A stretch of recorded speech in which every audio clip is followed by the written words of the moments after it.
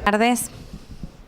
Fundación OSDE les da la bienvenida a la conferencia en el marco del ciclo académico social de este año en la campaña para la prevención de enfermedades evitables. En la Semana Mundial de la Inmunización recibimos a las doctoras Mirta Magariños y Gloria Mucio.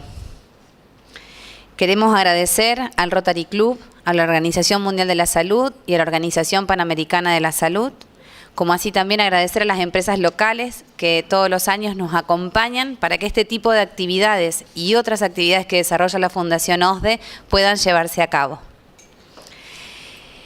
Estas empresas y organizaciones sociales que nos acompañan son Farmacia Donadío, Sanatorio Garay, Sanatorio Mayo, Medicina Nuclear San Jerónimo, la Bolsa de Comercio de Santa Fe, Európtica, Centro Oftalmológico Visage, Promedón, Cienza, Von der Tussen Seguros, OSDE, Binaria e Interturis. Agradecemos a ustedes por estar aquí presentes y acompañarnos en este camino de la prevención. Los dejo en manos del doctor Bernardo Bergrot, que es nuestro jefe de las Relaciones Académicas y de Responsabilidad Social Empresaria, que presentará a las doctoras que van a disertar esta tarde. Muchas gracias.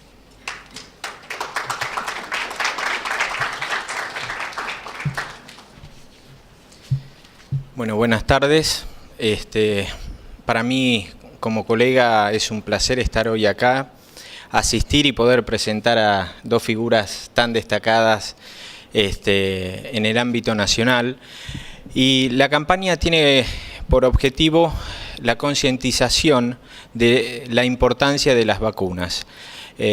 Cuán importante es vacunarse y cuántas vidas puede salvar. Por eso nos pareció muy pertinente traer a dos destacadas figuras, como dije, y la doctora Mirta Magariños es una médica egresada de la UBA y tiene su especialidad en pediatría en la misma facultad. Es especialista en estadística para ciencias de la salud, también otorgado por la Facultad de Ciencias Exactas y Naturales de la Universidad de Buenos Aires, y es representante de la OMS-OPS en la cooperación técnica en inmunizaciones. Posteriormente, la doctora Gloria Mucio, que es médica pediatra egresada de la Universidad de Buenos Aires, es especialista en pediatría por el Ministerio de Salud de la Nación y la Sociedad Argentina de Pediatría, tiene un magíster en Salud Pública de la Universidad de Buenos Aires y es consultora del proyecto para el desarrollo de las Naciones Unidas 13/07, con desempeño en el Programa Nacional de Control de Enfermedades Inmunoprevenibles del Ministerio de Salud de la Nación. Ustedes fíjense realmente cuánto saben estas doctoras. Espero que la disfruten como lo voy a hacer yo. Y también quería agradecerle especialmente al gerente de la filial, Gerardo Echavarría, muchísimas gracias por permitir realizar esta actividad acá que sale a todo el país y posteriormente a través de Intramed va a salir al resto del mundo. Espero que lo disfruten. Doctoras, muchísimas gracias y pueden comenzar.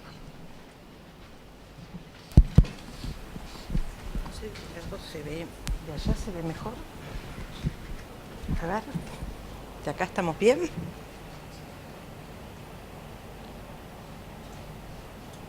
Bueno, agradecer la invitación, contarles un poquito qué es esto de la OPS, de la OMS, para poder entender en qué políticas y de qué manera ayuda todo lo que se hace desde la organización a los distintos países y a los distintos programas. La región de las Américas tiene cuestiones totalmente distintivas al resto de las regiones del mundo y tienen que ver, porque tiene hemisferio norte y hemisferio sur, tiene que ver con que tiene una población de casi 972 millones de población, con una media de nacimientos de 15 millones y medio. Tiene distinta densidad de población, los países no son todos homogéneos, no son homogéneos en su concentración de población, no son homogéneos en su geografía, en sus hábitos, ni siquiera, digamos, lo que podemos decir es que son sumamente diversos. Entonces, parte de la función de la representación de la Organización Panamericana de la Salud es encontrar líneas comunes para toda esta diversidad. Y lo que nos hace fundamentalmente diferentes tiene que ver con que el año 1977, en la resolución del Consejo Directivo, se crea el Programa Ampliado de Inmunizaciones para la Región de las Américas. Ese logro fue lo que determinó que la región de las Américas fuera la primera en erradicar la viruela, la primera en eliminar polio, rubiola, síndrome de rubiola congénita, mientras otras regiones todavía vienen atrás y nos están generando nuevas dificultades hoy para poder enfrentar. Al año siguiente de esta resolución, en todos los países se nombran los jefes PAI, que son los jefes del Programa Ampliado de Inmunizaciones, que para la Argentina es la doctora Carla Bisotti. Y se crea esto que se llama Fondo Rotatorio para la Compra de Vacunas. Cuando arranca este programa se manejaban 6 vacunas. En el día de hoy se manejan más de 28 inmunógenos. Para que ustedes tengan idea qué es esto, es una mega licitación donde los países que tienen mucha población y los que tienen poca población dicen cuántas vacunas necesitan y se entra en una única licitación para todos. De esa manera, el que compra más dosis y el que compra menos dosis tiene el mismo precio, que es lo que ayuda a que el programa pueda ser sustentado. ¿Qué se logró con este programa ampliado de inmunización? Básicamente, se estima que más de la mitad de las muertes que ocurrieron evitadas en los niños entre la década del 90 y el 2002 fueron gracias a la vacunación. Por ende, contribuyó a obtener los objetivos del desarrollo del milenio. Es además la vacunación un indicador directo de cómo funcionan los servicios de salud. Si el servicio de salud funciona, la cobertura es buena, el acceso es bueno. Si la cobertura es mala o el acceso es malo, está detectando algún grado de falla en el acceso a los servicios. Tiene una característica muy especial, tiene objetivos, tiene metas muy claras. Sabemos que se introduce una vacuna del calendario y van a escuchar permanentemente hablar de que tenemos que lograr el 95% de cobertura. Esa es nuestra meta, eso es nuestro umbral para que una vez incluida la vacuna en el calendario se logren los mejores resultados. Y es imposible que este programa hubiera podido ser exitoso sin el compromiso de los países, pero de lo que es más importante, sin el compromiso del equipo de salud que trabaja en vacunación. Con todo esto, con todos los avances que demostró la región de las Américas, la Organización Mundial de la Salud desarrolla un plan de acción mundial de vacunas para la próxima década. ¿Cómo posicionarnos a partir de que hay ciertos logros? Y tiene distintos objetivos. El primero es un hito. Ustedes saben que se erradicó la viruela y el próximo hito va a ser erradicar la poliomielitis y estamos ahora en la fase final. Pero también se nos pide que cumplamos con las metas de eliminación todas las regiones, que tengamos buena cobertura de vacunación, que logramos disminuir y cumplir con el objetivo del desarrollo del milenio número 4, que es la disminución de la mortalidad infantil, y que las vacunas que se vayan desarrollando tengan mejores tecnologías, sean más seguras y sean más accesibles. Entonces, desde la Organización Panamericana de la Salud, también hay un plan en sintonía con ese plan, y nosotros siempre hablamos de que tenemos que mantener lo que se logró. Aquí logramos eliminar la polio, hay que sostenerla, no podemos volver atrás. Tenemos que estar mirando lo que no se logró, los deberes que tenemos que hacer, y tenemos que estar muy atentos a lo que son los nuevos desafíos. Con respecto a los logros, la región está libre de poliovirus salvaje, sarampión, vamos a hablar después lo que nos está pasando, y está libre de rubiola y síndrome de rubiola congénita. Esto lo dijo el día 25 la directora de la OPS, que acaba de avisar que el Comité Internacional certificó toda la región como que no tiene más rubiola ni síndrome de rubiola congénita. El último caso de rubiola congénita de la región es de la Argentina, del año 2009. Y también hay que mantener el control de la difteria, hemófilus influenzae B y hepatitis B, entre otros. Esto se lo voy a pasar muy rápido, pero quiero que entiendan esto. Básicamente, las barras son los casos, la raya negra es la cobertura. Para algunas enfermedades, como es sarampión, polio y rubiola, es posible pensar en eliminación. ¿Qué quiere decir? Si logro altas coberturas, no voy a tener casos. Polio, altas coberturas no tuve casos. Esto es una derivación de un brote que hubo en el 2001 en la zona de Haití y Santo Domingo con una derivación de un poliovirus. Rubiola se empezó bastante más tarde que sarampión, porque primero se aplicaba solo la vacuna de sarampión y después se usó combinada. Pero hubo una estrategia que seguramente algunos recuerdan, que fueron las campañas del 2006 y 2008 para la vacunación de las mujeres y varones. Esas campañas y el sostener las coberturas es lo que hoy permiten que la región esté libre de rubiola y de síndrome de rubiola congénita. Con sarampión tuvimos distintas situaciones, porque veíamos que periódicamente la cobertura se veía, pero aparecían brotes.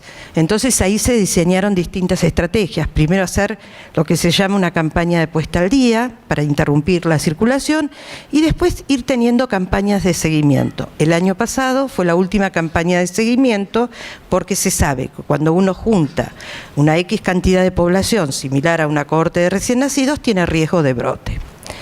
Pero con difteria y coqueluche la situación no es igual. Aquí podemos controlar, vamos teniendo casos, aunque tengamos altas coberturas. Eso tiene que ver con las características de la vacuna, de la gente, del reservorio. Estos son los logros. 1988, en rojo los que todavía no habían o tenían circulación endémica de poliovirus salvaje. 2013, 3 países, por eso podemos avanzar hacia la fase final.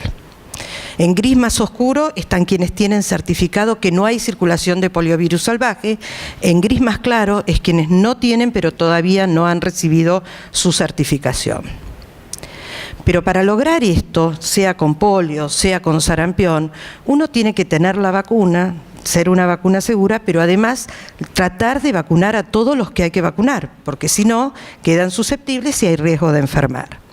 En ese sentido, si ustedes miran, esto está midiendo, disculpen que está en inglés, la cobertura de vacunación para la primera dosis de vacuna contra el sarampión, que sería la triple viral, en niños al 2013. Si ustedes miran, la mayoría de la región de las Américas está en azul oscuro o en celeste clarito. Quiere decir que está teniendo coberturas por encima del 80%.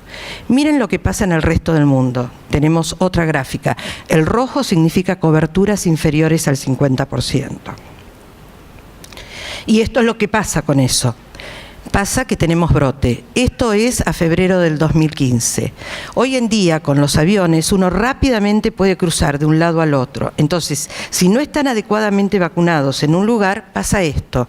Y entonces van a ver, el color más oscuro, es la concentración de casos que tiene Brasil. Estados Unidos habrán escuchado del brote a partir de Disney. De ese brote se diseminó hacia el interior de Estados Unidos y hacia Canadá, y un caso en México. Pero para poder saber si se restableció o si es un caso importado, uno puede identificar de qué familia es ese virus. Entonces, sabiendo de qué familia es, por ejemplo que es el 8, sabe de qué lugar del mundo pudo venir. En Brasil es un brote localizado, aquí se dispersó más y en Canadá también. Porque el sarampión tiene algo, encuentra al que no está protegido, se toma su tiempo y no va a parar hasta encontrar al último que no está protegido. Por eso es muy importante que tengamos las vacunas completas. Y esta es la situación de la región de las Américas, y por eso en esta semana de vacunación se está haciendo también hincapié en esto. Fíjense, estos son los casos de Brasil que están localizados en el estado de Ceará. Tiene más de un año de establecimiento ese brote, por lo cual está amenazada hoy la eliminación del sarampión en la región de las Américas a partir de esto. Y aquí está el brote a partir de Disney, cómo se dispersó a Estados Unidos y a Canadá, y es un brote por goteo. Va buscando y encuentro al que tengo que encontrar para enfermar. ¿Tá? Con estos brotes se dio la recomendación que los viajeros que vayan a viajar a áreas donde haya brote tienen que recibir una dosis si son mayores de 6 meses o tener sus 2 dosis dadas si son mayores de 1 año, digamos, con esta situación. Y esto tiene que ver para que cuando vuelva no traiga el sarampión y disemine más casos. Bueno, llegamos, esos serán los logros y ahora son los deberes, los que nos falta hacer. Y lo que nos falta hacer es tener altas coberturas, terminar con la eliminación del tétanos neonatal y mejorar la cobertura de las vacunas que no están todavía bien utilizadas. Y yo quiero llamarlos a esto es cobertura global de todo el mundo, ¿sí? Para el año 2013, esto sería la dosis que se da a los 6 meses de vacuna pentavalente. Es difteria, tétanos y pertusis, pero acá damos una combinada pentavalente o quíntuple, con Haemophilus influenzae y hepatitis B. Si ustedes fíjense acá, esta es la región de las Américas, en los últimos 3 años está cayendo la cobertura. Que caiga la cobertura significa que hay gente en condición de enfermar. Y si hay gente en condición de enfermar, el problema de pertusis es, como se requieren varias dosis, es la posibilidad de que enfermen aquellos menores que no están protegidos y tener fallecidos por esta enfermedad. ¿Qué se representa este 84% en el mundo? Representa casi 22 millones de chicos que no están inmunizados en el 2013 para esa vacuna. En amarillo son los que nos corresponden a la región de las Américas. África y el sudeste asiático son siempre los que aportan más. Pero digamos, la región de las Américas tiene un programa de inmunización fuerte. Entonces hay que hacer el último trabajo para lograr que estas diferencias no estén. Y lo que les quiero mostrar acá, estos son números de países que alcanzan buena cobertura. ¿Se acuerdan que al principio yo les dije que la meta es el 95%? Es una serie temporal. Entonces, lo que vemos que en el 2014 hay menos países que en el 2013, porque había 23 y se cae a 19, que lograron la cobertura mayor del 95. Pero se incrementó los que están entre el 80 y el 94. La buena noticia, que a diferencia del resto del mundo, no tenemos ningún país que tenga coberturas menores al 50%. Ustedes piensen que si un país tiene cobertura menor al 50%, hacia el interior del país es un desastre. Y esto es un mapa que está graficando en estas tortas, con los colores del semáforo, los municipios, o sea, como una unidad hacia el interior del país, que logran en verde buena cobertura, en amarillo entre el 80 y el 94 y en rojo los que están por debajo del 80%. Y esos son riesgos, digamos. Y para eso uno tiene que saber dónde están esos chicos, con lo cual se buscan los municipios, se miran, y lo que es importante es esto: el 50%, más del 50% de los municipios de toda la región de las Américas, América Latina y el Caribe, tiene coberturas menores al 95%. Y casi 7 millones de chicos viven en esos municipios donde la cobertura está baja. Y ese es el riesgo, y para eso es lo que tenemos que trabajar. Y parte de ese plan global dice que tenemos que tener buenas coberturas, pero además que el acceso tiene que ser equitativo. ¿Qué quiere decir esto?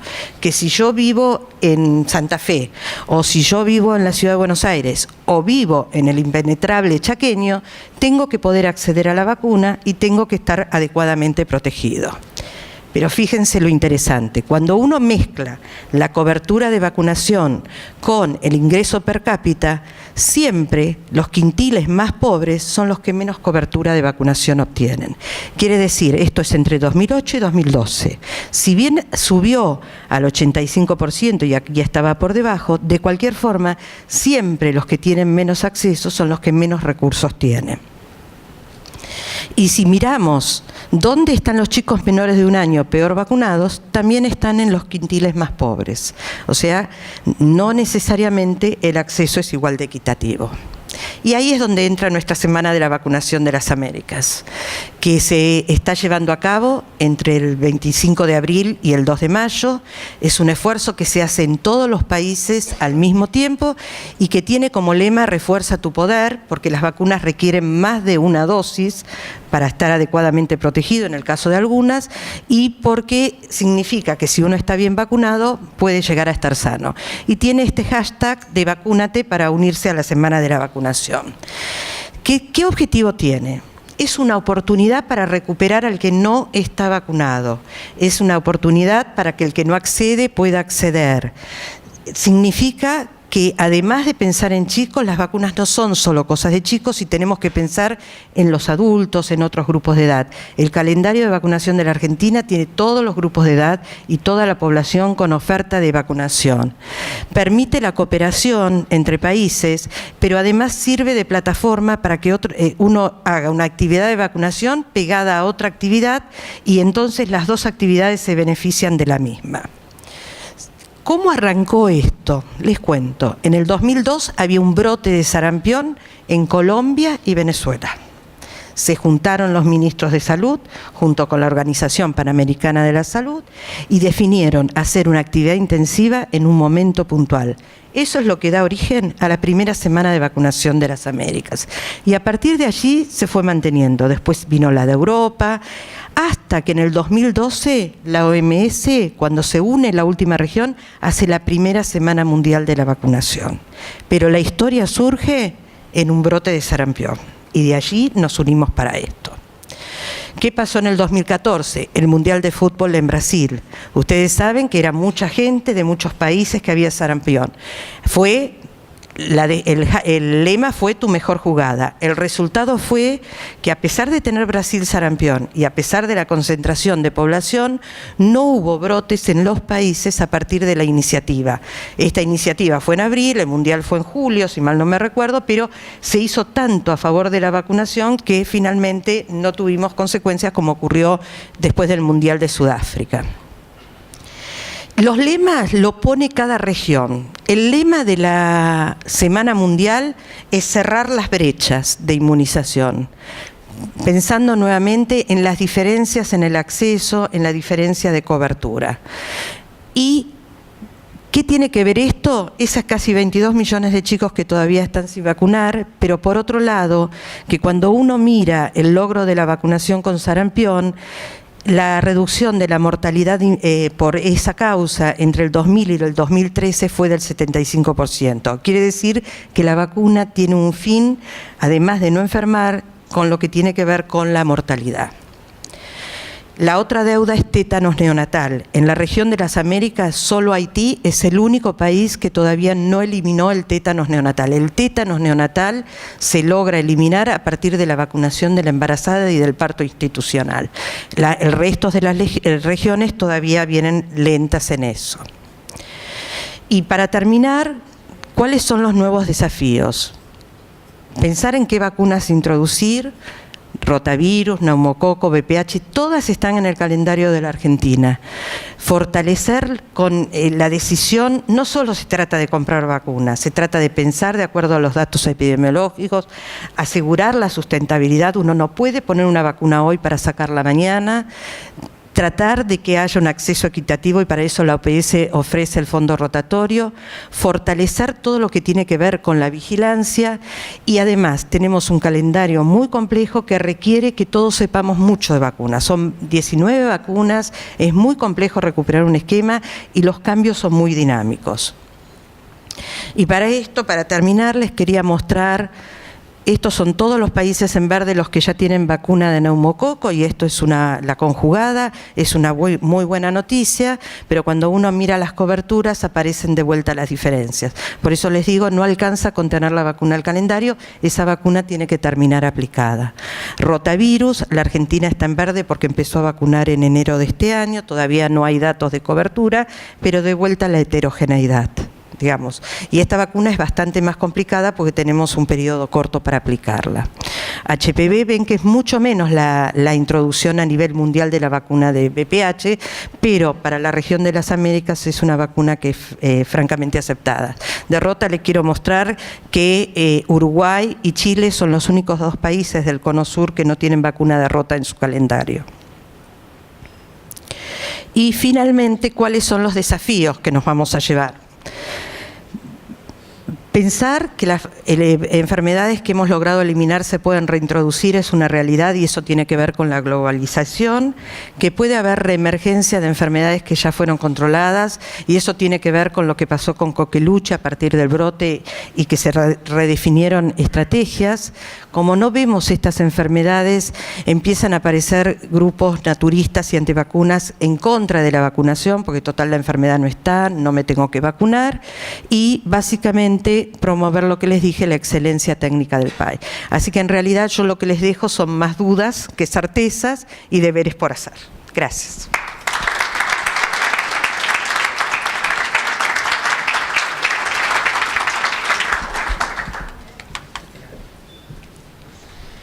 Bueno, una brillante exposición. La verdad, muchísimas gracias, doctora.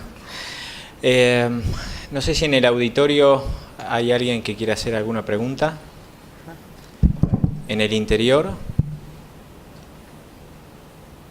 No, acá me dicen que no. Vamos a pasar ahora a la próxima disertante. Gracias. Bueno, buenas tardes. Quería agradecer en nombre de la doctora Carla Bisotti, que es la directora nacional de control de enfermedades inmunoprevenibles y que no ha podido venir, y en el mío propio la invitación y la posibilidad de estar acá.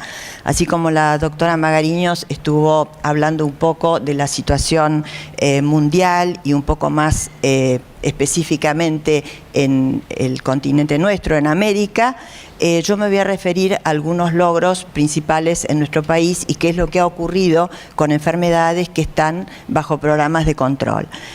Bueno, esto un poco ya lo comentó Mirta, de este esfuerzo de la semana de vacunación que comenzó en el año 2003 y que tiene como uno de los objetivos fundamentales el de pensar la vacunación como una actividad o como una necesidad para todos y en todas las edades de la vida, porque está muy arraigado el concepto y muy ligado al trabajo del pediatra, y se piensa que las vacunas son simplemente cosas de chicos, y esto no es así. Como objetivos importantes, promover la equidad y el acceso a la vacunación, porque ya hemos visto que no basta con tener una vacuna en el calendario, es importante que esa vacuna llegue a todos, y promover la transición de la vacunación del niño a la vacunación de la familia, y vamos a ver al respecto más adelante qué es lo que ha ocurrido en nuestro medio, sobre todo en los últimos años, con respecto al uso de vacuna contra la tos convulsa en las embarazadas. También es importante promover la comunicación y cooperación entre los distintos países y sostener que la vacunación esté en la agenda política y no sujeta a vaivenes, que para un gobierno sí y para otro por ahí puede no ser tan importante, y que sirva de plataforma para actividades integradas. El lema, bueno, es el de vacúnate, reforzate, en versión argentina o criolla, con el criterio de que la vacuna refuerza el sistema, pero al mismo tiempo que las vacunas requieren refuerzos. Es decir, no basta vacunarse una vez, sino que hay que continuar. Bueno, esto lamentablemente no se ve demasiado claro, un poco para darles idea de lo que es la Dirección Nacional de Control de Enfermedades Inmunoprevenibles. Ustedes fíjense que tiene distintas áreas, un área logística que es la que se ocupa precisamente de la parte de la compra, el almacenamiento, la distribución.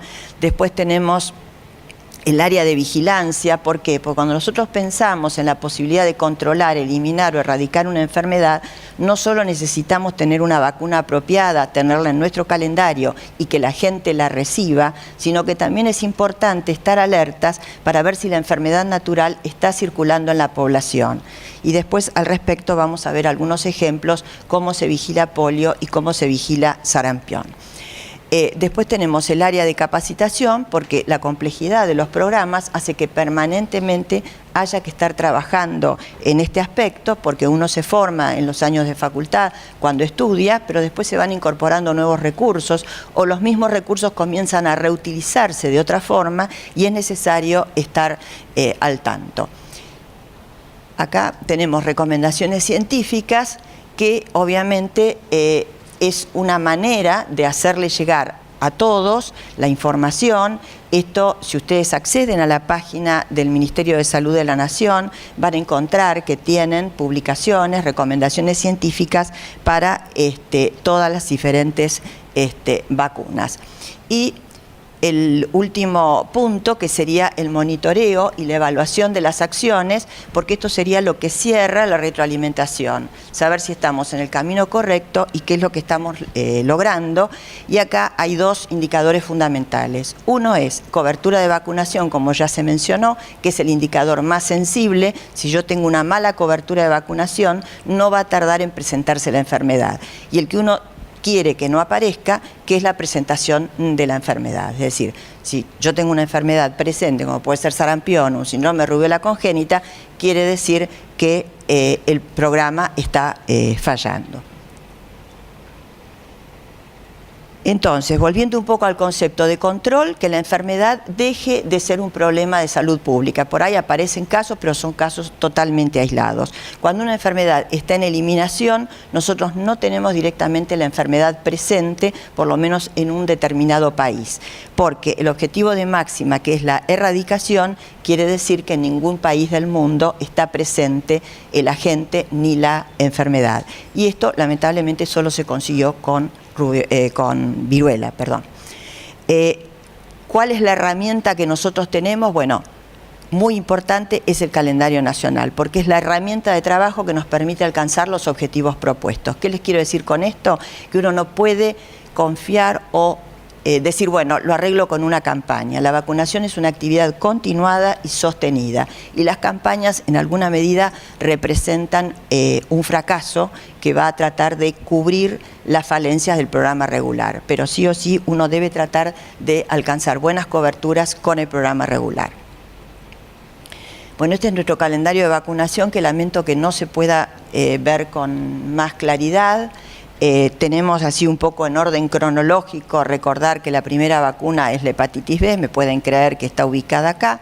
Después seguimos, BCG, hepatitis B, que creo que lo importante a resaltar es que acá ustedes tienen que es para todos los adultos, es decir, desde el año 2013 la vacuna ha sido incorporada al calendario nacional y tiene su resolución y debe estar disponible para cualquier persona que desee vacunarse, y no necesita, y esto es muy importante, ninguna de las vacunas del calendario necesitan orden médica para ser aplicadas. Basta con que la persona reúna el requisito de la edad o el grupo al cual está destinada para que deba recibirla sin necesidad de exigirle una orden médica. Bueno, lamentablemente, no sé si vale la pena que les vaya señalando algunas, pero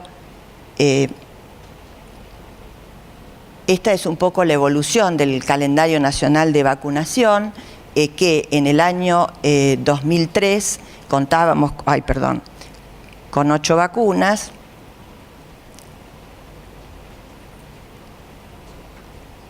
Ahí está. Bueno, y en este momento tenemos 17 y 2 más que se van a incorporar próximamente, que son la de antimeningocóxica y antivaricela. Esto es un poco para que tengan idea de la magnitud del programa, de la forma como creció exponencialmente, que de 22 millones aproximadamente de dosis que se compraban, se pasó a comprar más de 40 millones. La población beneficiada son los 40 millones de todo el país, porque son vacunas para todas las edades. Hay una cobertura territorial muy importante porque hay más de 8.600 vacunatorios en el sistema público, además de los que hay en el área privada. Y obviamente esto acompañado del aumento del presupuesto de adquisición de vacunas. Acá para recordar un poco las distintas etapas de la vida, que es lo que no les pude mostrar en el otro calendario que estaba tan borroso. Tenemos las embarazadas con la vacuna antigripal y con la vacuna triple bacteriana acelular, el recién nacido con BCG y hepatitis B, el primer año de vida con antigripal, quíntuple, Sabin, antineumocóxica conjugada, rotavirus, el niño de 1 año que recibe los refuerzos, hepatitis A en una única dosis, los refuerzos de cuádruple o de quíntuple, triple viral, vacuna de fiebre amarilla en determinadas regiones. después entre los 2 y 4 años, cuando hay factores de riesgo, la vacuna antigripal, o bien en niños que vienen atrasados en su esquema de vacunación, se aplica la vacuna antineumocóxica conjugada con criterio, digamos, de captación hasta alrededor de los 5 años. Después a los 11 años, que es una edad en que todavía hay un grupo de población importante que está escolarizada y esto permite alcanzar una cantidad mayor de individuos, en cuyo caso lo que se está poniendo es vacuna de hepatitis B para aquellos que no la recibieron, refuerzo de triple viral para aquellos que les falta su segunda dosis, vacuna contra el VPH en las adolescentes, y la vacuna triple bacteriana acelular como parte de la estrategia de control de tos convulsa.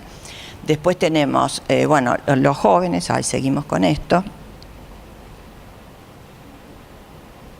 Perdón.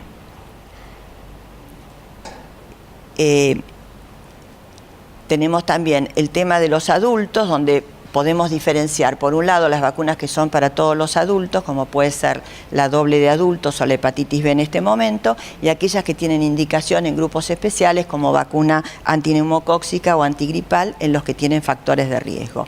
Y para los adultos mayores, finalmente, la vacuna antigripal, la vacuna antineumocóxica y también, si corresponde, la vacuna de hepatitis B. Bueno, esto para recordar algunos de los logros, enfermedades eliminadas en nuestro medio. Polio, último caso, fue en el año 84. Sarampión, el último caso que tuvimos fue en el año 2000 y no tenemos fallecidos desde el brote del año 98. Y rubiola y síndrome de rubiola congénita, como ya se comentó, el último caso fue en nuestro país y fue en el año 2009. Bueno, esto es para recordar un poco la notificación de casos de polio y las coberturas de Sabin alcanzadas en niños de 1 año. Cuando uno dice niños de 1 año es porque se está refiriendo a la tercera dosis, que es la que aseguraría el esquema básico de vacunación. Y vemos que se han logrado tasas buenas de cobertura, pero no estamos llegando al 95%. Y desde el año 84 no hemos tenido más casos de polio. ¿Cómo andamos con la vigilancia de polio? Porque yo les comenté hace un momento que es importante tener una vacuna para un programa de eliminación, es importante que esa vacuna llegue a todos los que están para los cuales está destinada, pero también es importante la vigilancia intensificada de la enfermedad. ¿Cómo se vigila polio? Con el estudio de las parálisis agudas flácidas, que hay un indicador que debe cumplirse, que es un caso de parálisis aguda flácida en menores de 15 años, que se estudie cada 100.000 individuos menores de 15 años. En ese sentido, nuestro país, ven que está en verde, es decir, que aprueba el examen, cubre bien ese indicador, lo cual nos está señalando que podemos estar tranquilos de que realmente no tenemos circulación de poliovirus salvaje en nuestro medio. Y estos son casos notificados de sarampión. Acá la cosa es distinta, se viene vacunando desde el año 70, que debe estar por acá más o menos, ¿sí? Hubo distintos esquemas, distintas estrategias de vacunación. Se vacunaba una sola dosis a los 9 meses, después se vacunó una a los 9 y a los 15, después se aplicó una sola a los 12, pero en realidad los resultados no eran demasiado satisfactorios hasta que en el año 92, que debe estar por acá, se hizo lo que se denominó la campaña de puesta al día. Se vacunaron todos los individuos entre 1 año y 15 años de edad, todos recibieron una dosis indistintamente, si habían recibido dosis previas o no.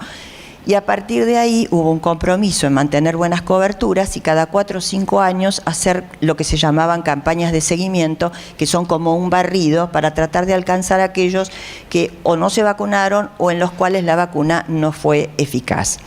Esto a lo largo del tiempo ha mostrado ser una muy buena política, porque fíjense ustedes que el último brote fue en el año 98 y a partir de ahí ha habido casos aislados, acá no se ve, pero por ejemplo en el año 2010, a raíz del Mundial de Sudáfrica, hubo 2 casos importados que dieron origen a 15 casos más y ahí se quedó. El sarampión es una enfermedad que es muy difícil de ocultar. ¿Por qué? Porque, como les explicaba Mirta, busca al susceptible y es un cuadro bastante ostensible. Por lo tanto, realmente el hecho de que no hayamos tenido brotes secundarios y frente a otros casos importados nos está indicando que, si bien por ahí la cobertura a lo mejor uno quisiera que fuera un poco más alta, no llega a lo mejor al 95%, en la práctica hay una buena inmunidad en la población, pero esto no es motivo para que uno se quede tranquilo. O sea, por un lado nos reafirma que lo que estamos haciendo está bien, pero hay que sostenerlo, hay que mantenerlo. Bueno, estos son los fallecidos por sarampión, que, como les había comentado, el último caso fue en el año 98. Bueno, ahora se encaprichó. Acá está. Y estos son los casos de rubiola, donde ustedes tienen en estas barras las coberturas alcanzadas de vacunación, que se empezó a vacunar en forma masiva a partir del año 93. Previamente la vacuna no estaba incluida en el calendario, pero había muchos que a través de sus obras sociales o de sus prepagos sí accedían al recurso y otros no. Y a partir de entonces, bueno, se produjo una caída importante en el número de casos, y ustedes ven acá, fue un brote que tuvimos en el año 2008-2009, que fue cuando se hizo la campaña de varones. Así como yo les mostré que para el control de sarampión nuestro país estaba en verde y estaba bien, realmente se estaba haciendo una vigilancia intensificada oportuna, en el caso de sarampión, lamentablemente, estamos con los deberes sin hacer. ¿Por qué? Porque no se está alcanzando la tasa requerida de estudio de pacientes con enfermedad febril exantemática. Cuando un paciente tiene fiebre y tiene exantema, debemos estudiarlo para estar seguros de que no estamos frente a un caso de sarampión salvaje o sarampión natural, porque esto es lo que nos permite asegurarnos que no tenemos el virus circulando y no tenemos la enfermedad presente. Lamentablemente, en el caso de sarampión, a diferencia de polio, nosotros estamos en rojo porque no estamos cubriendo la tasa esta de notificación, que, si ustedes se fijan acá, esta sí se está cubriendo porque es más de 2 casos por 100.000 que se estudiaron, pero esto corresponde al año 2010, que fue cuando fue la importación de los casos de Sudáfrica, que por supuesto cuando el tema se instala en la comunidad, se habla, aparece algún caso, inmediatamente la vigilancia se sensibiliza y todo el mundo empieza a aportar información. Cuando deja de hablarse del tema, bueno, es un poco como que se olvidan, ¿para qué le voy a tomar una muestra a un paciente que está con un exantema febril si total no va a modificar la conducta? Bueno, esto es lo que hace que nuestro indicador esté por debajo de lo que debería estar, y esto, por supuesto, que tiene que ser mejorado. Fíjense ustedes acá, bueno, están todas las provincias, alguna que otra lo cumple, pero el global país no está cumplido. Y esto es también para mostrar que el sarampión no es una enfermedad del pasado, sino que lamentablemente son muchos los países, acá, bueno, por el brote que tuvieron en Estados Unidos, que tuvo Canadá, la situación de Brasil, acá tenemos algunos países en Europa. ¿Por qué? Porque hay una prédica bastante importante de los grupos antivacunas y la práctica de vacunar contra el sarampión se perdió. Esto es para recordar rápidamente los casos importados que tuvimos en el año 2010, en 2011, en 2012, en 2013, y que no dieron origen a brotes porque uno presumiblemente piensa que tiene una buena inmunidad en la población. Y estos son casos que hubo recientemente en la región europea, donde quizás lo más interesante es lo de Alemania, donde falleció un paciente por sarampión, lo cual suena realmente muy disparatado, muy lamentable, ¿no es cierto?, que un país del primer mundo tenga una enfermedad que debería estar, si no erradicada, por lo menos eliminada. Bueno, controladas, ya en parte se comentó, el tétanos neonatal, que el último caso lo tuvimos en el año 2007, difteria, el último caso fue en el 2006, y es interesante la experiencia con hepatitis A, donde el último trasplante hepático por hepatitis A fue en el año 2007. Bueno, Les voy a mostrar, esto es meningitis por Haemophilus influenzae B, la vacuna se comenzó a aplicar en el año 93 y fíjense cómo cayó la tasa inmediatamente. Esto es importante porque uno ve, por un lado, contrasta, tengo buena cobertura de vacunación, la enfermedad deja de estar presente. Pero nuestra primera alerta tiene que ser siempre la cobertura, no esperar a que la enfermedad vuelva a presentarse. Y esto es hepatitis A. Si bien la hepatitis A no es la causa más frecuente de falla hepática aguda, sí lo era en la infancia, donde la hepatitis B es muy poco frecuente y la hepatitis C también. Entonces, los casos que había de insuficiencia hepática aguda que generaban la necesidad de un trasplante en la infancia era por hepatitis A. Y a partir de la utilización de la vacuna que se comenzó a aplicar a los niños nacidos en enero del 2004, fíjense cómo cayeron los casos y cómo dejó de haber trasplantes por esa causa. Entonces, esto es otro elemento muy importante a tener en cuenta y que nos refuerza en nuestra voluntad y nuestra necesidad de aplicar las vacunas en tiempo y forma. Esto es de, vacunación antigripal, que el propósito no es eliminar la enfermedad, sino contener la circulación en la medida de lo posible y proteger a los huéspedes de riesgo. Y aquí tenemos los huéspedes, digamos, de riesgo, que los vamos a nombrar porque no se ve ni medio, que serían los niños menores de 2 años, a partir de los 6 meses se puede utilizar la vacuna, las embarazadas, los pacientes portadores de determinadas enfermedades crónicas, cardíacas, respiratorias, diabéticos, los huéspedes inmunocomprometidos, el personal de salud y las puérperas que no se vacunaron durante el embarazo en el momento previo al egreso de la maternidad. Esto es cómo nos está yendo más o menos con la vacunación antigripal entre los años 2011 y 2014. Vemos que tenemos algunos deberes para hacer todavía. Este grupo de columnas corresponden a la primera dosis del grupo de niños entre 6 meses y 2 años de edad y estamos por debajo del 80%. Algunos conceptos claves con relación a vacuna antigripal son que la vacuna no va a impedir la circulación viral, pero sí va a evitar las complicaciones y lo que vamos a buscar es proteger sobre todo al huésped de riesgo, que la vacunación tiene que ser oportuna. Esto quiere decir, yo no puedo estar vacunando en el mes de septiembre, lo puedo contar después para la cobertura, dosis aplicada, lo que se me ocurra, pero ese individuo se pasó toda la temporada en que posiblemente haya circulado el virus influenza, porque excepcionalmente puede circular en septiembre, octubre, pero lo importante es que se vacune al comienzo de la estación otoñal. En pediatría tenemos una deuda que es mejorar las coberturas y sobre todo las segundas dosis en el caso del niño que se vacuna por primera vez y que tiene menos de 9 años. En el embarazo también la vacunación prioritaria y oportuna. Yo les cuento que en realidad esta vacuna no dio tanto trabajo convencer a los obstetras para que la utilicen, porque la experiencia del 2009 en ese sentido fue dramática. Hubo varias embarazadas que fallecieron sin tener ningún factor de riesgo, aparte de estar en el tercer trimestre de gestación. Y lo mismo pasó con niños menores de 1 año. La mitad de los fallecidos tenían algún factor de riesgo, pero la otra mitad no tenía ninguno. Es decir, que la condición, diríamos, de la edad o la condición biológica de estar en gestación era lo que generaba el riesgo. El personal de salud, que a veces es reacio, son vacunas que tienen un perfil de seguridad adecuado, porque esto se monitorea permanentemente, es un tema que no lo comentamos, pero hay todo un seguimiento de los eventos adversos, que son los que nos reaseguran que el producto que estamos utilizando no es perjudicial, y el abordaje integral y la articulación, sobre todo con los grupos que atienden pacientes de riesgo, es decir, los que siguen pacientes inmunocomprometidos para que utilicen la vacuna también.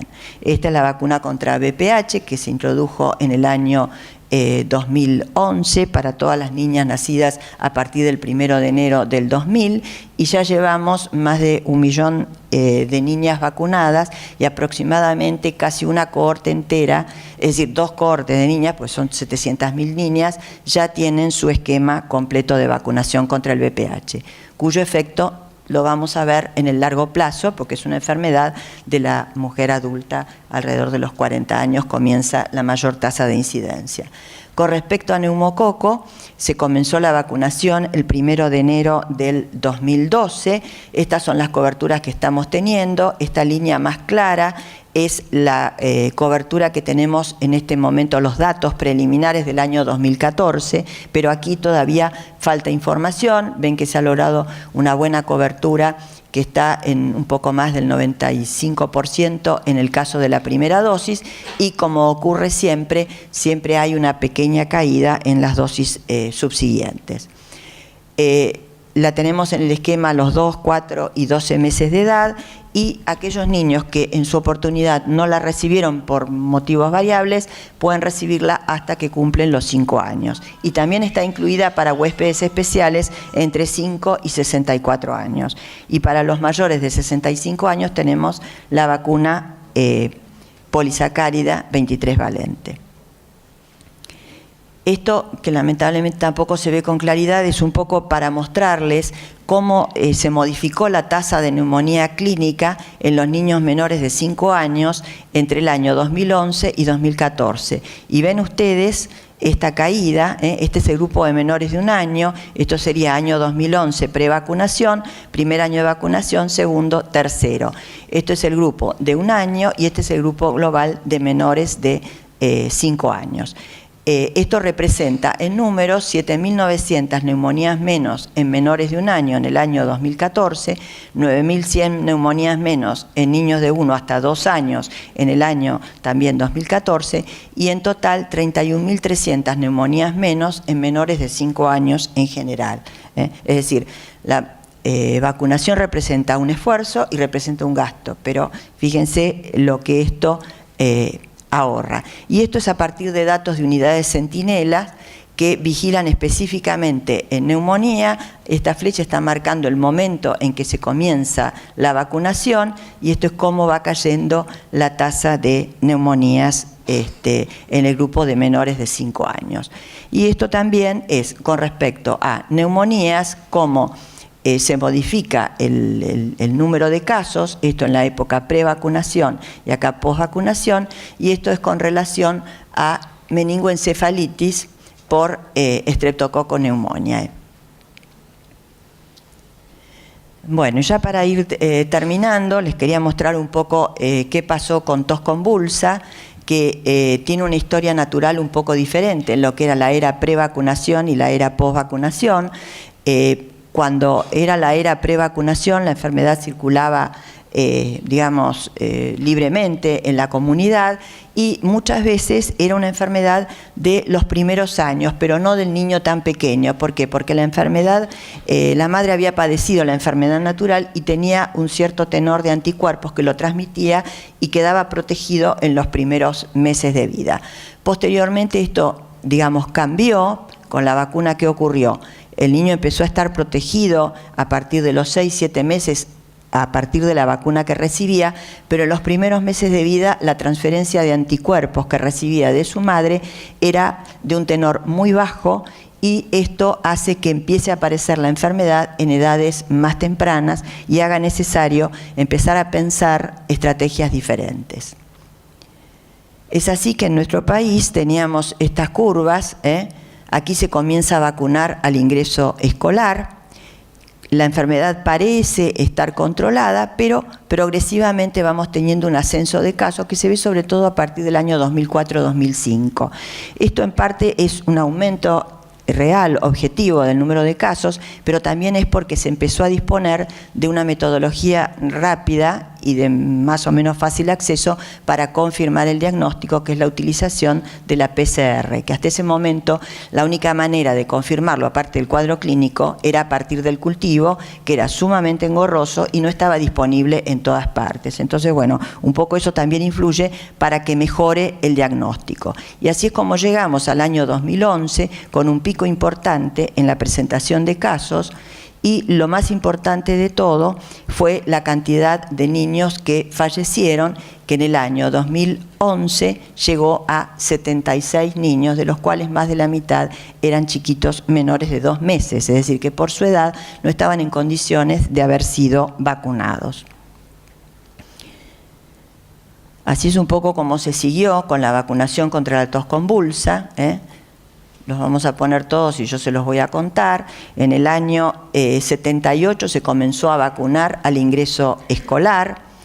En el año 78 no, en el año 78 se tenían las 3 dosis del primer año de vida y la del año y medio.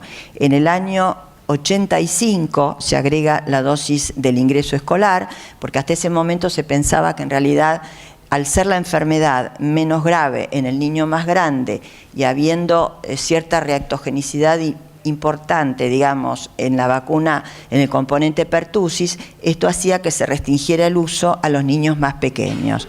Pero frente a la presencia de casos de tos convulsa, se comienza a vacunar también al niño al ingreso escolar.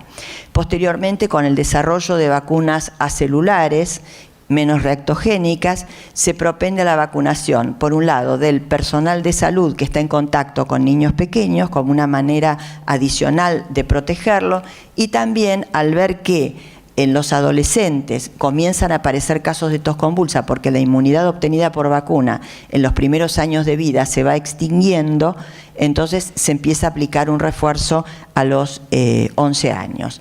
Y finalmente, la última inclusión, que fue en las embarazadas, frente a la situación que se vivió en el año 2011 de la cantidad de niños fallecidos, la mayoría de ellos que no tenían edad para estar vacunados, y ahí es cuando se empieza a buscar una nueva estrategia y se accede o se define la vacunación de la embarazada. ¿Por qué? ¿Cómo? Una dosis durante el embarazo a partir de las 20 semanas de gestación.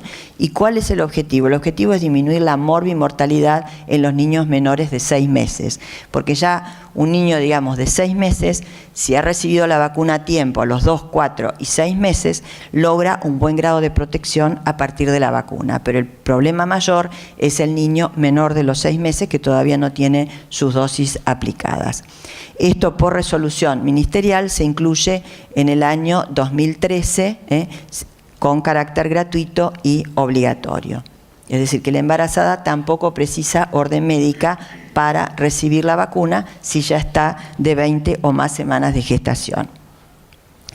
Y acá es como decayó la mortalidad en el periodo 2011-2014, esto fue 2011 con los 76 casos, y cómo se redujo al año 2014, a partir de la implementación de la vacunación de la embarazada. El otro aspecto interesante es que, aparte de caer la mortalidad, también se modificó un poquito la estructura, porque teníamos en el 2011 que los 2/3 eran los menores de 2 meses, y en el 2012 y en el 2013 pasaron a ser menos de la mitad, es decir, comparativamente hubo menos mortalidad en los niños más pequeños, como que esto era un indicador de que realmente había habido transferencia de anticuerpos y estos anticuerpos habían funcionado y habían resultado protectores. Bueno, acá es imposible, prácticamente es lo mismo, la caída de la letalidad y la disminución en el número de casos. Y esto es para mostrarles que la vigilancia, o sea, que sigue sensibilizada la vigilancia de tos convulsa. No es que digamos no hay porque no lo buscamos, sino fíjense ustedes, en el año 2013, 2014 es esto, como hubo casos denunciados. La curva de abajo es la curva que muestra casos confirmados. ¿Sí? Entonces, esto es, los casos que se denuncian, se estudian y finalmente se confirman. Es decir, que se mantiene en un nivel muy bajo de la presencia real de enfermedad. Si bien clínicamente se sospecha, a partir del estudio de PCR se descarta. Y estas son, ya terminando, las nuevas vacunas al calendario nacional que habrán escuchado la difusión: rotavirus, varicela, meningococo. En este momento la que ya está disponible es la vacuna de rotavirus, y un poco el criterio de introducción de vacunas es, por un lado, tomar en cuenta enfermedades que tengan alta incidencia y tengan complicaciones, y enfermedades que por ahí su incidencia no es tan alta, pero son de una alta morbimortalidad. Y es así que tenemos como una enfermedad de alta incidencia y algunas complicaciones, como puede ser la varicela y la diarrea por rotavirus, y en el otro extremo tenemos la enfermedad meningocócica, donde la incidencia es muy baja, pero tiene consecuencias realmente devastadoras, con una alta letalidad y una importante cantidad de secuelas. Bueno, acá es para comparar qué pasa con rotavirus, con varicela y con meningococo, datos mundiales y datos de Argentina. Nosotros tenemos aproximadamente 500.000 de casos de diarrea menores de 5 años por año, de los cuales más de la mitad corresponden a rotavirus. Y se estima que mediante la vacuna lo que podemos estar evitando es alrededor de 25.000 internaciones. La diarrea por rotavirus tiene la característica de que es uno de los agentes que más deshidratación produce, o sea que es de los que llevan a que el niño frente a una diarrea tenga que ser internado. Entonces no tiene una mortalidad alta, pero sí tiene una morbilidad elevada. Con respecto a varicela ocurre algo similar, porque si bien en este momento que no se está vacunando hay aproximadamente 200.000 casos por año, las complicaciones mayores se ven en determinados grupos de edad y en determinados grupos de pacientes, que son aquellos pacientes que tienen algún grado de inmunocompromiso. Y finalmente, en relación con meningococos, entre 200 y 300 casos por año, obviamente todos requieren ser internados y tiene una mortalidad de aproximadamente 20 casos por año, pero aparte las secuelas que quedan en los que padecieron la enfermedad. Bueno, la estrategia de vacunación contra el rotavirus se comenzó en enero de este año. Es un esquema de 2 dosis a los 2 y 4 meses de vida, y tal como se señaló, es una vacuna que no tiene posibilidad de, digamos, de captura en edades mayores. Es decir, si el niño no la recibe a la edad que la tiene que recibir, más allá de los 8 meses, esta vacuna ya no se aplica. Por lo tanto, es muy importante aplicarla en la edad en que corresponde. Tiene la ventaja, digamos, de que es una vacuna de administración oral, lo cual facilita bastante el cumplimiento. Y bueno, y ya para terminar, volviendo al lema de la semana, reforzar tu poder, vacunate, recordar que en nuestro país se están realizando una serie de actividades. Esta forma parte de las actividades de la Semana de la Vacunación. Se estuvo trabajando con promotores de salud socioambientales, una serie de capacitaciones. Hoy se está desarrollando en Jujuy un trabajo con grupos comunitarios y con la comunidad Maimará. El jueves en Santiago del Estero con la comunidad menonita, también para ir llevando información, aclarando dudas en grupos que en algunos determinados momentos, en ciertas situaciones, pueden manifestar cierta resistencia a la vacunación, un poco para ir aclarando y para ir evitando justamente que queden bolsones o grupos dentro de la comunidad que no estén protegidos y que puedan después dar origen a un brote o reaparición de la enfermedad. Y creo que esta era la última. Sí, esta era la última y me parece que terminamos a tiempo, ¿no? Damos lugar a preguntas.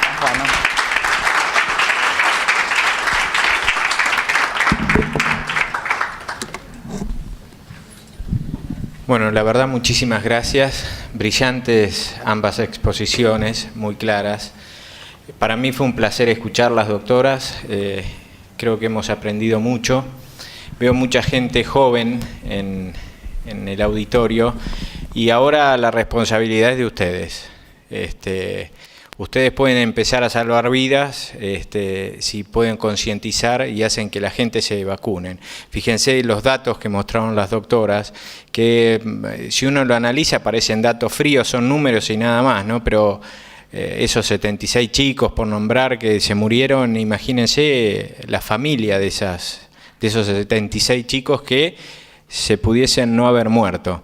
Entonces creo que parte del objetivo el objetivo está completo con la disertación tan clara que dieron ambas doctoras. Ahora la responsabilidad es nuestra y en gran medida en ustedes. Nuevamente agradecerles, doctoras. No sé si tienen alguna pregunta en el auditorio. Sí, dos consultas. Una es respecto de Rota, que usted decía de la edad máxima a los 8 meses, y nosotros teníamos indicaciones de hacerla antes, digamos, como edad máxima. Por eso quería sacarme esa duda. Edad máxima para la última dosis. Para la última dosis. Nosotros estábamos manejando 6 meses. Perdón, 6 meses. Ah, ahí está. Por eso me quedó la duda. Y la otra duda que tengo es que para puérperas, en los lineamientos de antigripales, manejábamos hasta 6 meses posparto, y si bien sabíamos que llegábamos tarde, en el lineamiento ahora, digamos, si bien tendría que salir al egreso de la maternidad, manejábamos hasta 10 días en el nuevo lineamiento de este año. Y bueno, de pronto también quería saber esta fundamentación, más allá que sabemos que el ideal es vacunar a la embarazada. Tiene un objetivo doble. Por Sí. un lado, protegerla a ella. Binomio. Por otra parte, proteger al Sí, sí. El riesgo de la embarazada, digamos, se reduce mucho en el posparto inmediato. Seguro. Por eso se bajó el periodo, digamos, Bien. de los 6 meses. Bien. Y se mantuvo, y hubo discusión si era antes del alta o si era hasta los 10 días, pero en realidad no tiene indicación más allá de los 10 días. Muchas gracias. Perdón, que se mantiene para el menor de 1.500, cuando recién nació. Ah, sí, sí, pero ahí en ese caso va con los convivientes. Sí, sí, está. Yo le quería compartir que en la ciudad de Santa Fe también, y en el interior, digo, de la provincia, también se están desarrollando muchísimas actividades tendientes fundamentalmente a completar esquemas, y que si hay algo que tenemos que hacer es por ahí no esperar que la gente venga, sino estas actividades hacerlas durante todo el año, ¿no? Ir a buscar y vacunar en domicilio, o promover actividades donde uno pueda estar vacunando más allá de los servicios de salud. Sí. En relación con eso, una de las cosas que le quería decir, que en general cuando uno mide las semanas de la vacunación, lo primero que dice que en estos 12 años se vacunaron 519 millones. Y en realidad lo que no está medido es el esfuerzo del sistema de salud en las actividades que desarrollan, la comunicación, las postas, el salir a buscar, que eso es mucho más. Y para que ustedes tengan una idea, la Semana de la Vacunación de las Américas el año pasado fue declarado uno de los 5 hitos que más modificaron la salud de la población por el diario El Guardian de Londres. Así que formar parte de las actividades de la vacunación para nosotros es un orgullo especial. Gracias, igualmente. Bueno, ¿alguna otra pregunta allá en el fondo?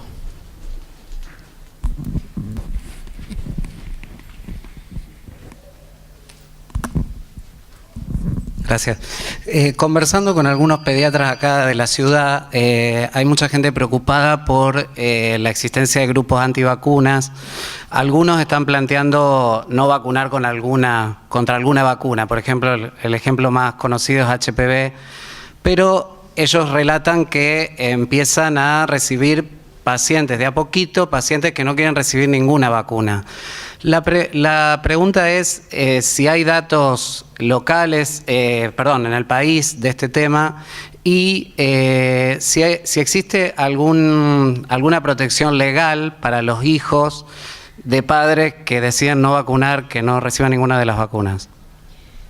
Sí, hace 4 años hubo un caso que trascendió bastante y que llegó a la Corte Suprema de Justicia, no sé si ustedes, quizás alguno lo recuerde, de unos padres que eran de medicina ayurveda que no contraindica las vacunas, pero bueno, a estos padres se les ocurrió que no debía recibir su hijo la vacuna contra la hepatitis B, y esto motivó, toda una serie de apelaciones, y en definitiva la sentencia de la Suprema Corte fue que el niño debía ser vacunado no solamente por él, sino por el resto, digamos, de la comunidad.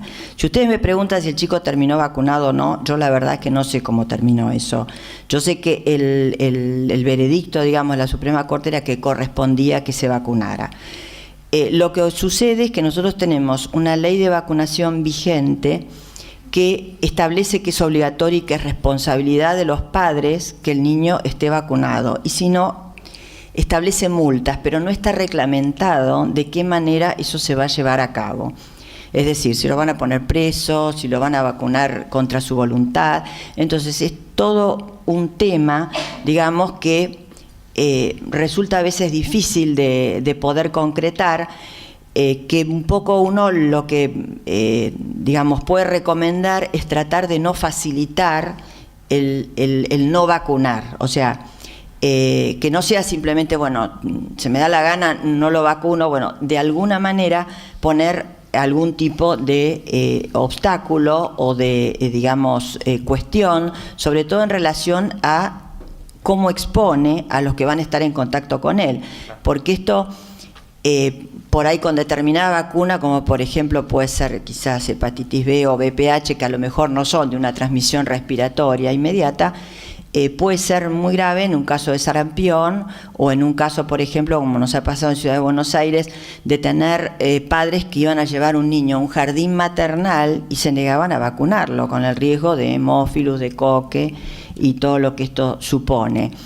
En realidad no hay una sola respuesta. Por ahí el consejo es tratar de no facilitar este tipo de actitud. Ahora, muchas veces las autoridades en realidad desestiman la postura, digamos, de la salud pública y priorizan el derecho a la educación. Entonces, lo más, digamos, importante, me parece a mí, es el tema de la educación, ir acercando información, señalando de qué manera, a qué riesgo se expone ese niño y a qué riesgo se está exponiendo a los otros, y sobre todo el tema de que si el ejemplo cunde, digamos, porque si es alguno aislado no pasa nada porque hay una inmunidad de rebaño que los protege, pero si resulta que todos empiezan a adoptar esta conducta, o ven ustedes lo que yo les mostré de Alemania, el resurgimiento que tuvieron de sarampión e incluso un fallecido por sarampión, que uno le dice, bueno, desde que yo, de un país de Asia o de África,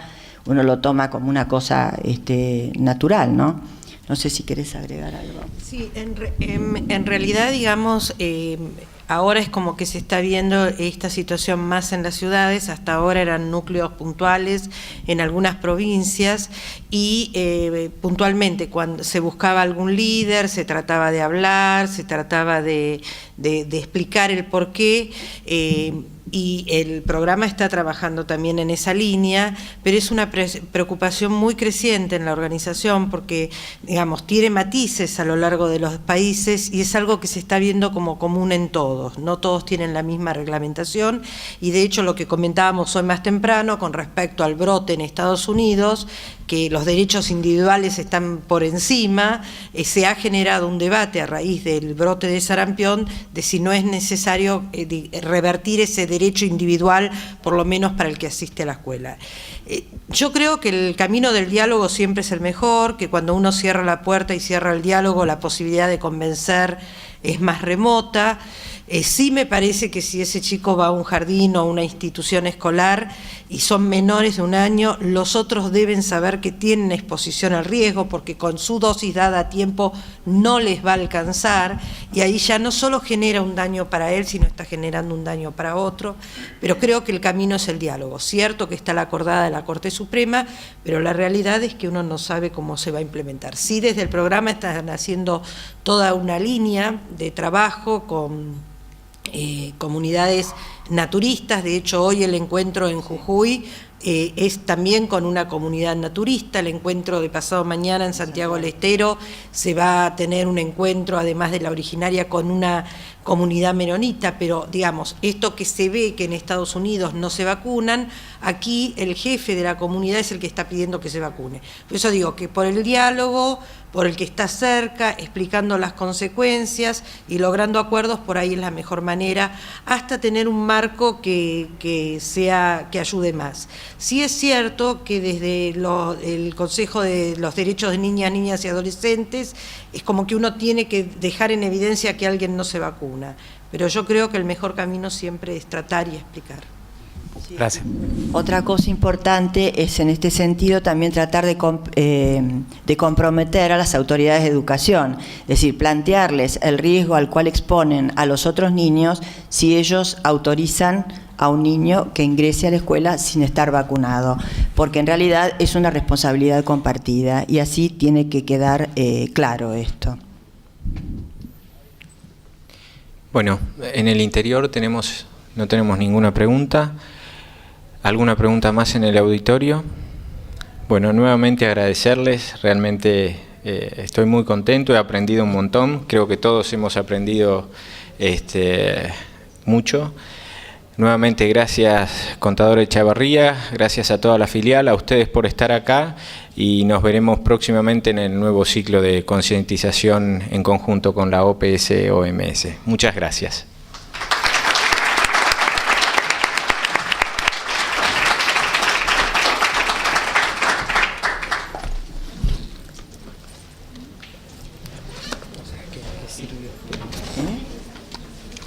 ¿Tenés tu temor?